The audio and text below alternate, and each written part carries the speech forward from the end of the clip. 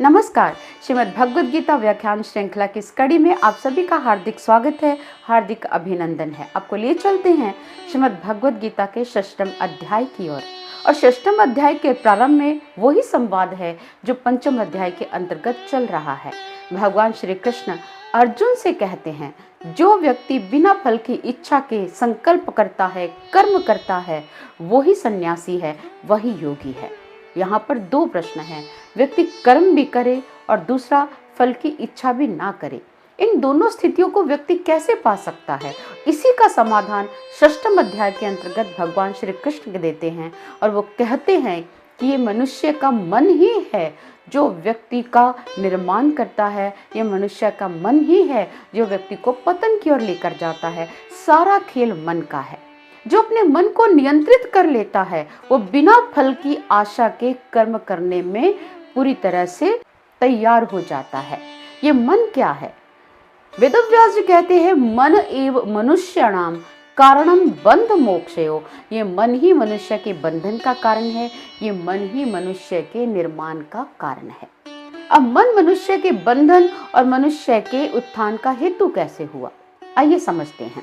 भगवान श्री कृष्ण कहते हैं, उद्धृद आत्मनात्मानं नात्मानं अवसादयेत आत्मैव हि आत्मनो बंधुरात्मैव रिपुरात्मनः। अपनी आत्मा का, अपने मन को सही दिशा में लगाकर उसका उद्धार करे, इसको अधोगति में ना डाले। ये मनुष्य का मन ही उसका शत्रु है, मनुष्य का मन ही उसका मित्र है। यानी कि मनुष्य अपना मित्र भी खुद है और मनुष्य अपना शत्रु भी खुद है। अगर मन को सही दिशा में व्यक्ति लगा लेता है तो व्यक्ति अपना मित्र हो गया, और ये मन अगर अधोगति में चला जाता है तो ये व्यक्ति का मन ही उसका शत्रु बन जाता है। यानी कि पूरा खेल मन के इर्द गिर्द घूम रहा है। इसी मन को लेकर हमारे महापुरुषों ने कहा था, मन जीते जग जीत। जिसने मन को जीत लिया मानो उसने सब कुछ जीत लिया। तो फिर कर्म करना है और फल की आशा ना हो, इस स्थिति को पाने के लिए भी मन को जीतना ही जरूरी है। अब प्रश्न है, ये मन कैसे जीते, इसे अधोगति में न जाने दे, ये मुख्य सूत्र है। अब अधोगति की ओर मन जल्दी दौड़ता है क्योंकि संसार में दो ही चीजें हैं, एक है उत्थान, एक है पतन, एक है निर्माण, एक है विनाश। ये जो मन है नीचे, स्वाभाविक इसकी जो गति है नीचे जाना है, अधोगति की ओर जाना है। इसे मन का विज्ञान कहा गया और मनोविज्ञान इस मन की ये परिभाषा भी करता है। ये अधोगामी प्रवृत्ति का है। जैसे आप पानी से भरी हुई बाल्टी को अगर आपको ऊपर 7वीं मंजिल में पहुंचाना है तो ये बहुत पुरुषार्थ का कार्य है। लेकिन अगर इसी बाल्टी को जो पानी से भरी है 7वीं मंजिल से नीचे गिराना है तो क्या होगा? बड़ा आसान सा कार्य है। गिरना और गिराना दोनों आसान है, उत्थान करना और किसी को ऊपर उठाना ये दोनों ही मुश्किल कार्य है। जैसे एक होटल था, होटल के मालिक ने एक बड़ा सुंदर स्विमिंग पूल अपने होटल में बनवाया। ऐसी टाइल्स लगवाई कि बस देखने वाला प्रशंसा करता रह जाए। लेकिन एक हिस्से में 2-3 टाइल्स छूट गई, वहां टाइल्स नहीं लगी और सामग्री कम पड़ गई। जो भी आता उस स्विमिंग पूल की प्रशंसा करता, लेकिन साथ ही साथ उसका ध्यान जाता उस जगह पर जहां पर 2-3 टाइल्स नहीं लगी। उस खाली क्षेत्र को देखकर व्यक्ति कहते कि अच्छा नहीं लग रहा, वहां 2-3 टाइल्स का कहीं प्रबंध करवाओ, बिना टाइल्स के वो एरिया बहुत ही भद्दा लग रहा है।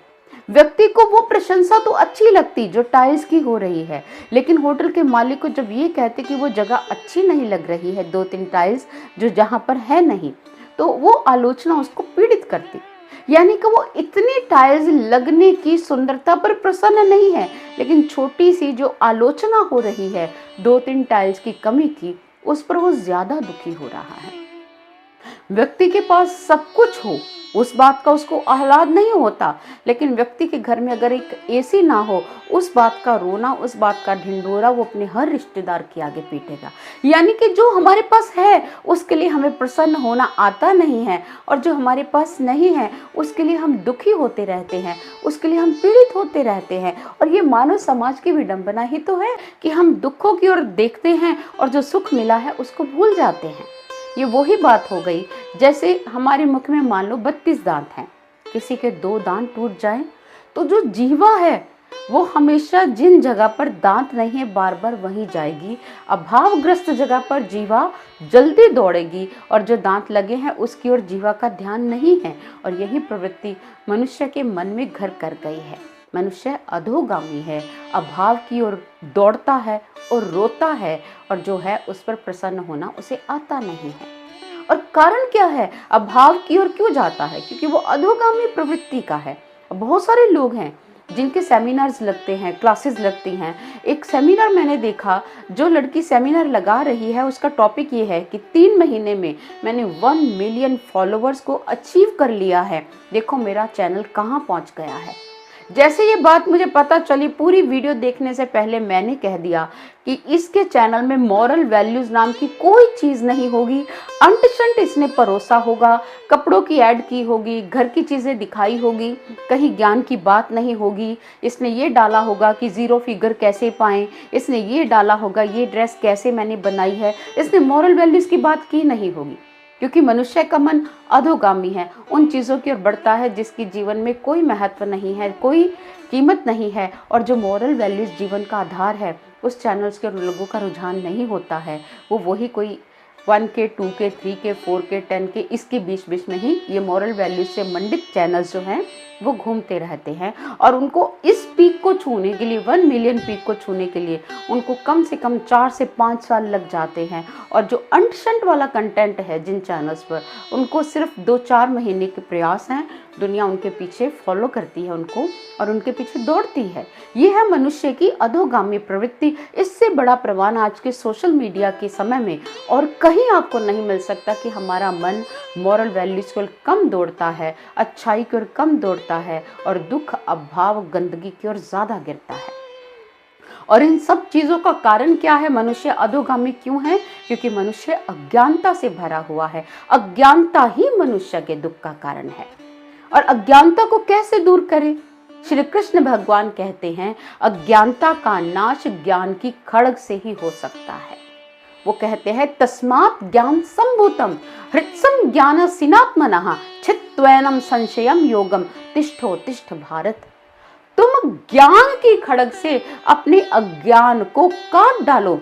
सिर्फ ज्ञान की धारा ही अज्ञानता के जाल को काटने में सक्षम है। और ये ज्ञान मिलता है जब जीवन में, तो व्यक्ति को समझ आती है ईश्वर कौन है, मन को ईश्वर के चरणों में क्यों लगाना है। क्योंकि मन जब हमें ऊर्ध्वगामी बनाना है तो उसे ईश्वर का संग चाहिए। ईश्वर को हम कहते हैं ऊपर वाला, ईश्वर ही ऊपर उठा सकता है इस गिरते हुए मन को। इसलिए जब तक मन को ईश्वर का संग नहीं देंगे, ये अधोगामी प्रवृत्ति से ऊर्ध्व गति की ओर नहीं बढ़ेगा। और ये ऊर्ध्व गति की ओर कैसे जा पाए? ज्ञान के द्वारा, ध्यान के द्वारा। और ध्यान की विधि कैसे होती है उसके बारे में भगवान श्री कृष्ण कहते हैं। ध्यान करने के लिए आपको एक आसन बिछाना होगा। और गीता के 6वें अध्याय में कहा गया, आसन वस्त्र का हो सकता है, आसन कुश का हो सकता है, मृगशाला का हो सकता है। ना ये ज़्यादा ऊंचा होना चाहिए, ना ये ज़्यादा नीचे होना चाहिए, सामान्य अवस्था में होना चाहिए। इसके ऊपर बैठकर साधक को अपनी सारी इंद्रियों को जो बाहर की ओर दौड़ रही हैं, जो बहिर्मुखी हैं, उन्हें अंतर्मुखी करना है और ईश्वर में ध्यान लगाना है, नासिका के अग्र भाग में। और आंखें मूंद कर बिल्कुल इस स्थान पर अपने आप को, भगवान श्री कृष्ण कहते हैं, अपने मन को इस जगह पर केंद्रित करना है। भगवान ने यहाँ जो ध्यान की विधि बताई है, ईश्वर दर्शन की यही विधि है जो बड़े बड़े तत्वज्ञानी संतों के पास जाकर हम इसे गहराई से समझ सकते हैं। और भगवान कहते हैं, जब व्यक्ति इस स्थान पर, नासिका के अग्रभाग से यहाँ पर जाकर अपना ध्यान केंद्रित कर लेता है, धीरे धीरे वो योग की अवस्था को प्राप्त होने लगता है और वही सच्चा योगी कहलाता है। भगवान ने स्पष्ट शब्दों में कहा कि योगी ना तो ज्यादा सोता है, ना ज्यादा खाता है, ना ज्यादा घूमता है। उन्होंने योगी की एक स्थिति का वर्णन किया है। वो कहते हैं, नात्यश नतस्तु योगो अस्ति न चैकांत मनश्नतः न चाति स्वप्नशीलस्य जागृतो नैव चार्जुना। योग में स्थित होने वाला व्यक्ति ना तो अधिक भोजन करता है, ना बिल्कुल अल्पाहार करता है, ना ज्यादा सोता है, ना बिल्कुल जागृत रहता है। वह नियमित भोजन करेगा, वह नियमित सोएगा, नियमित जीवनचर्या अपनाएगा, उसकी जीवन शैली नियमित होगी, संतुलित होगी और संतुलित अवस्था में रहकर ही एक साधक मुझे प्राप्त कर सकता है। बाकी सब कट्टरता के अंतर्गत भगवान श्री कृष्ण जी ने उसे घोषित कर दिया है। और भगवान कहते हैं, जिस प्रकार बिना हवा वाले स्थान में दीपक की लौ स्थिर रहती है, उसी प्रकार जिस योगी का मन ईश्वर में लीन हो जाता है, ईश्वर में संलग्न हो जाता है, फिर वो स्थिर हो जाता है, ईश्वर को ही प्राप्त होता है। ऐसा योगी, ऐसा सन्यासी मुझे प्रिय है। भगवान श्री कृष्ण गीता के 6वें अध्याय के प्रारंभिक श्लोकों में यही घोषणा करते हैं। धन्यवाद।